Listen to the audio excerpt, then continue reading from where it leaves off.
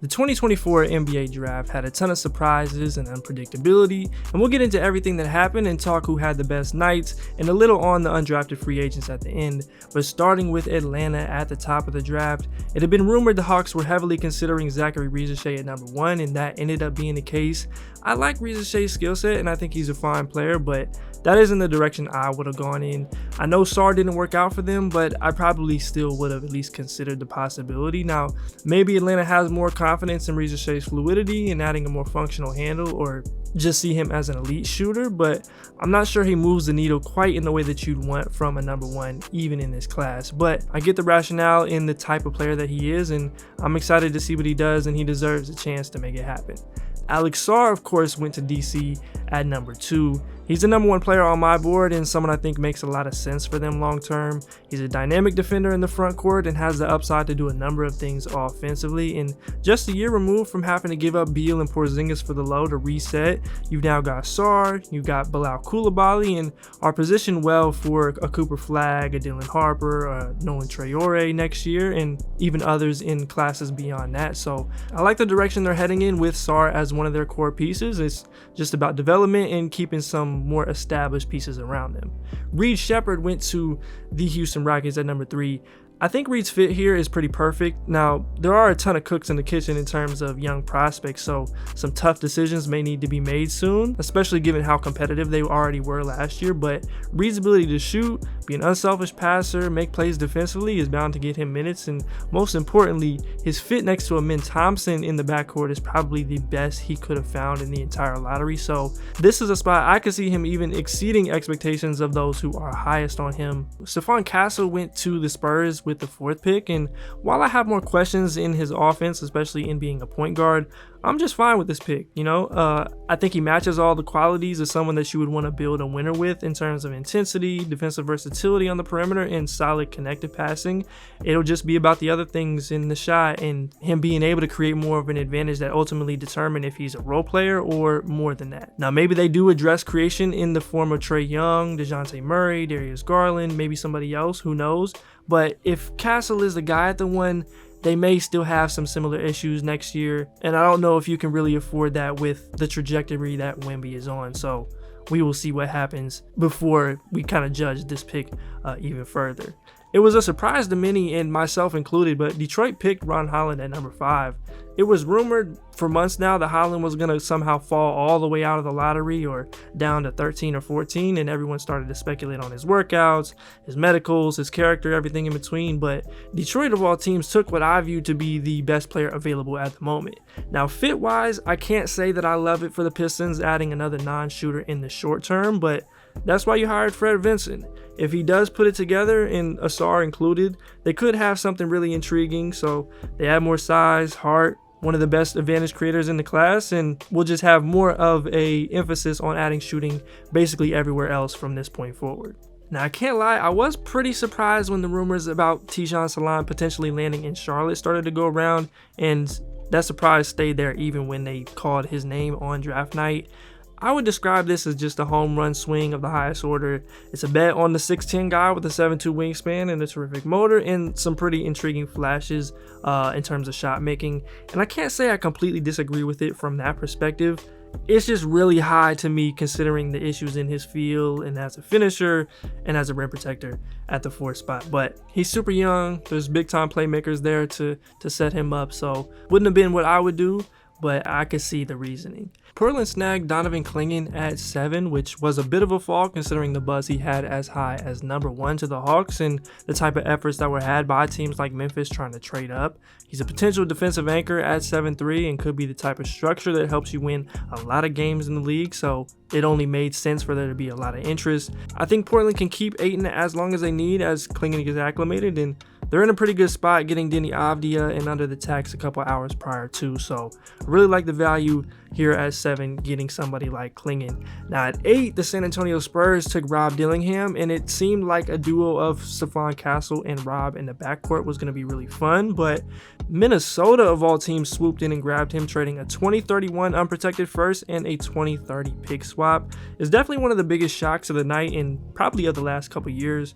There were no reports of the Wolves liking him or ignore it being a realistic possibility, but I really like the fit for Rob. I wish Gobert was a little younger just for a longer term option as a defensive anchor, but as the understudy to Mike Conley next to a superstar like Anthony Edwards, I love it, and they didn't give up too much to do it.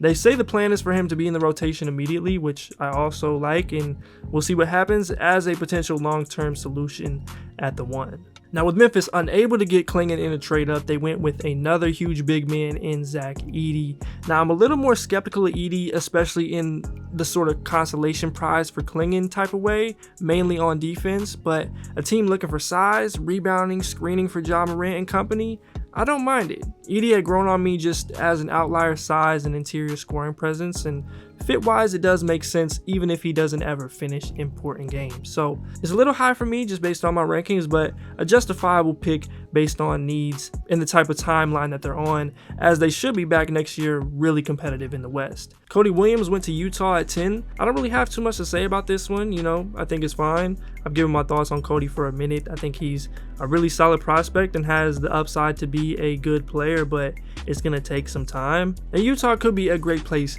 for that to happen. Chicago taking the hometown kid in Modest Buzelis at 11 was a nice outcome. He's someone I felt like had a good shot at going higher than this, but I much prefer him as the tools he picked than some of their previous selections in past years. I think he's got a lot of tangible qualities as a 6'10 wing/forward, and though he'll need to shoot it better and get stronger to realize his potential, he's got a good amount of it, and to snag at 11 in a class like this is something you can't really complain about, especially with the Bulls just kind of doing whatever right now.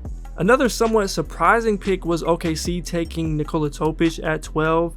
He's essentially redshirting this year with a partially torn ACL that will have him out the entirety of next season, but he's a guy who could have very easily been a top 5 lock had things gone a different way this spring.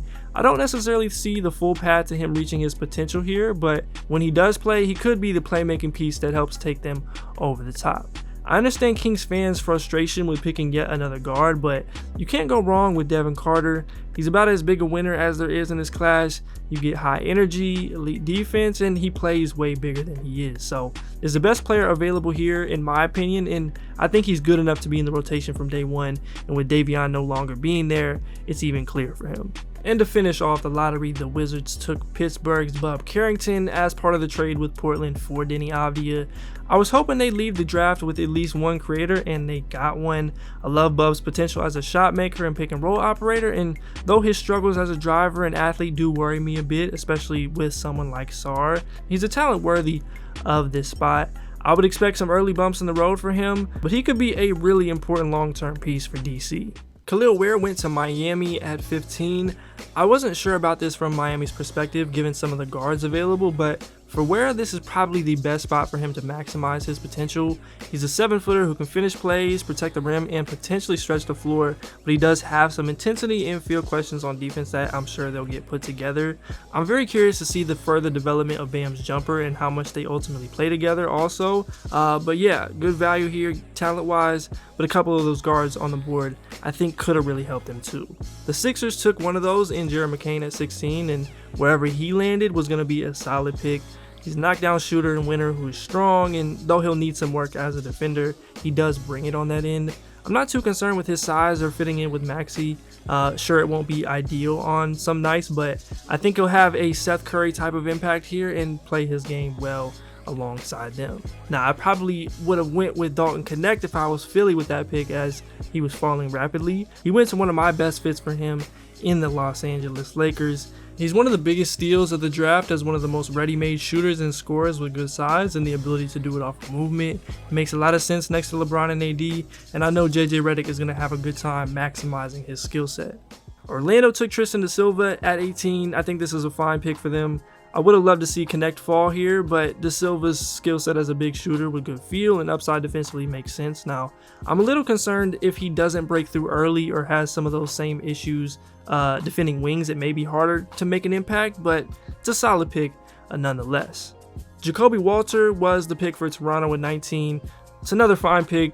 Young movement shooter with long arms and upside as a scorer. He'll have to make strides defensively, but he's 19, had some great moments this year, and just makes a lot of sense around a guy like Scotty Barnes. Now, Jalen Tyson was one of my favorite prospects in the class, and he landed in Cleveland at 20. He's a dribble, pass, shoot wing with a great pull-up game, and I believe in his ability to scale down into a role. The Cavs have been needing some extra help on the wing, and I think he'll provide that in time. New Orleans taking Yves Missi is another solid pick. I think his defensive versatility and play finishing as a legit 7-footer could be a game changer long term, even next to Zion. And now that they have a playmaker like DeJounte in the mix, I like the pick a little more post-trade. DaRon Holmes was basically going to the Nuggets by any means, but it took a trade for them to get it done. This is one of my favorite fits of the entire night.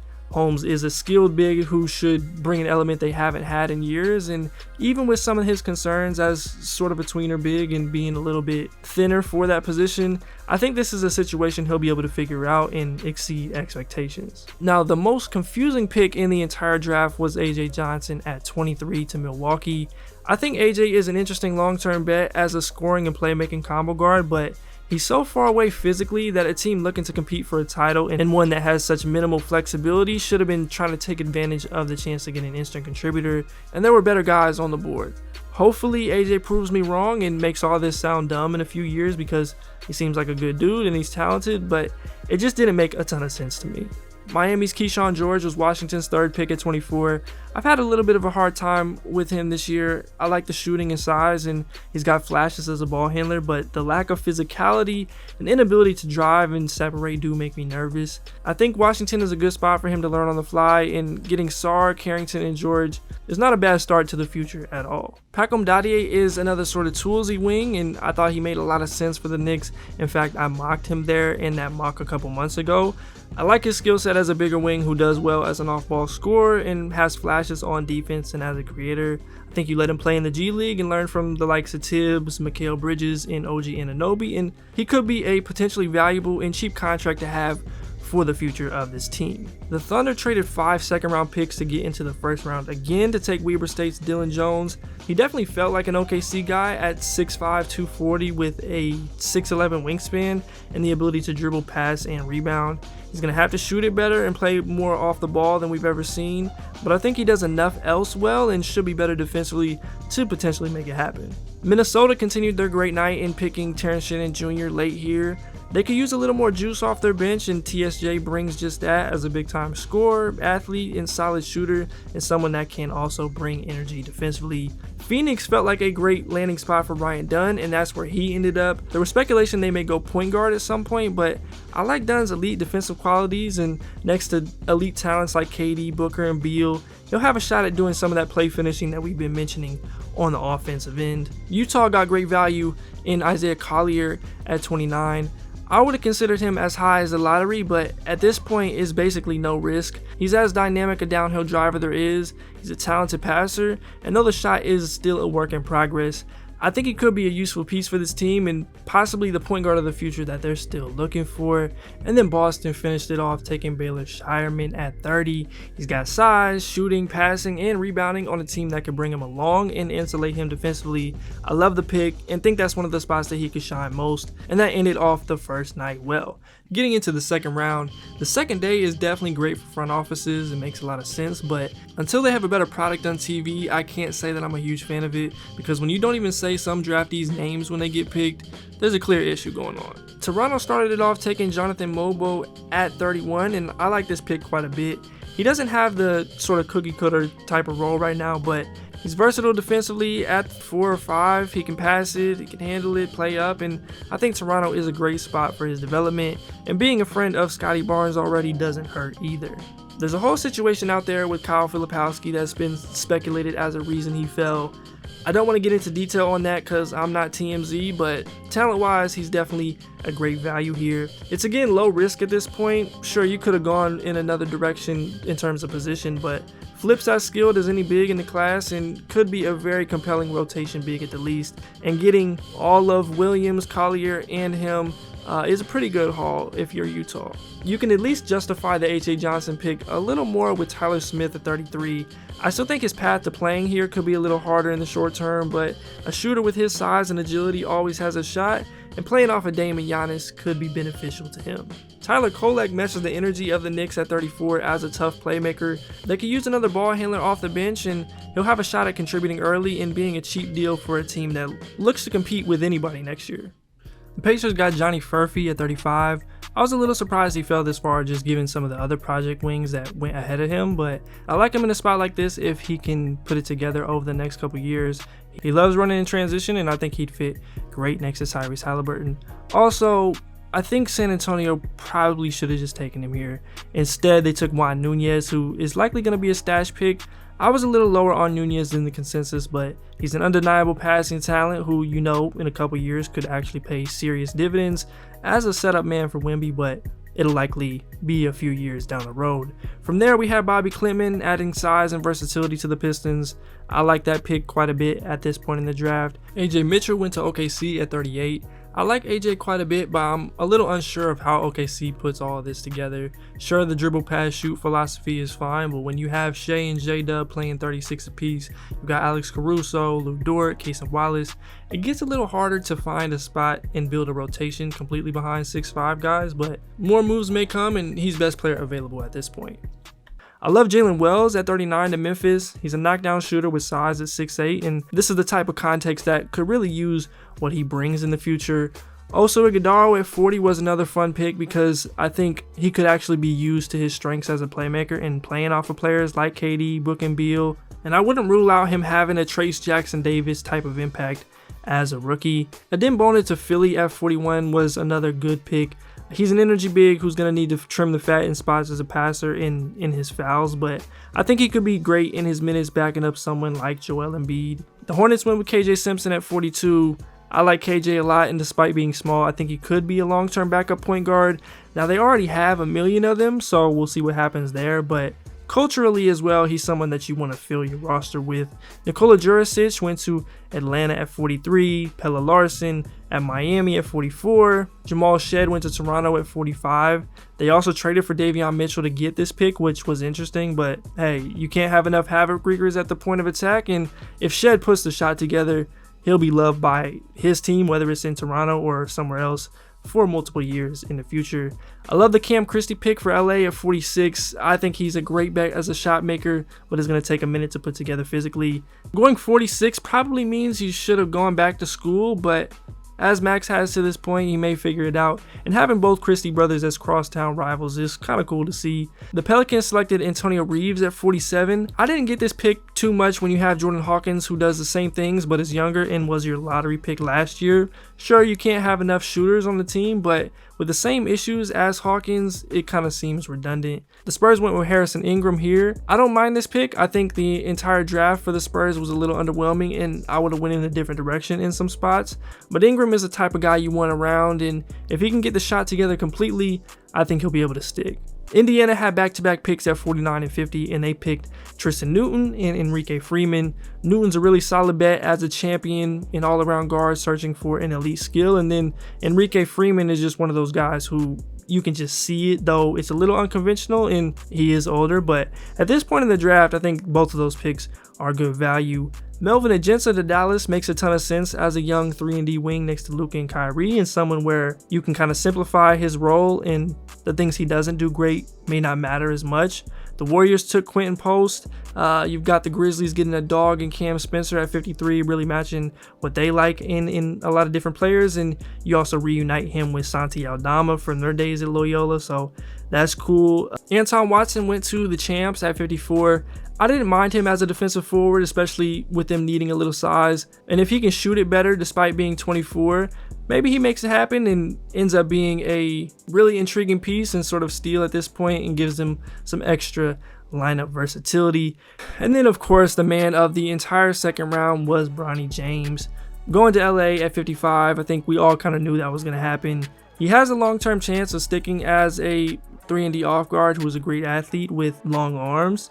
He's not ready to play in the NBA in a significant way right now, but I think that's fine. I still thought that he was in the vicinity of this pick, anywhere from 60 to about 70 in terms of rankings. Sure, LeBron being there is part of the reason that he gets this opportunity, but he's also not some random off the street and had some setbacks earlier this year that If it was any other person, they would be getting praised for the recovery that they made. But yeah, you know, it'll be cool to see the father-son duo in the league regardless. Kevin McCullough, of course, didn't get his name called because ESPN was too busy talking about Bronny, but he landed all the way at 56 for the Knicks, which I think is incredible value as long as the injuries don't hold him back. And he was somebody I thought that they could have considered when they had 25 and 26 or 25 and 24, whatever it was. So we'll see if he's able to break through, but from a fit perspective, he definitely matches a lot of what they like. Ulrich Chamche in Toronto is another pick we could kind of see coming. He's going to take a long time, so we'll see what happens with him. But again, a situation like Toronto is a spot that you would like him to be in. And then Ariel Hook-Porty went to New York at 58 to finish off their draft with him, Dadier, Kolek, and McCullough, which is quite a haul and should make for an extremely fun Summer League squad.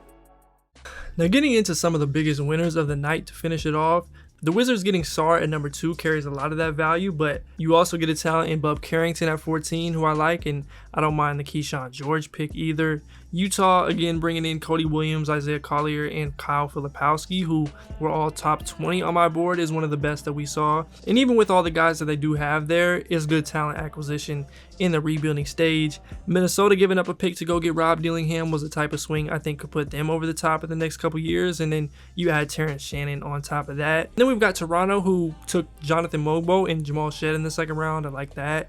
And then Phoenix taking Ryan Dunn, Oso Ighodaro, and picking up Jalen Bridges in undrafted free agency is excellent, and just the type of approach that you want to have when you're building on the margins as a team with little flexibility. But yeah, that's pretty much how I saw it. I'll cover more of the undrafted free agents in some sort of summer league content, whether that's a podcast or more of a formal preview in a week or so. So those of you that want to hear about Isaiah Crawford and Isaac Jones going to the Kings or Keyshawn Johnson on the Heat, that'll be the time. But I appreciate you guys for supporting the channel once again.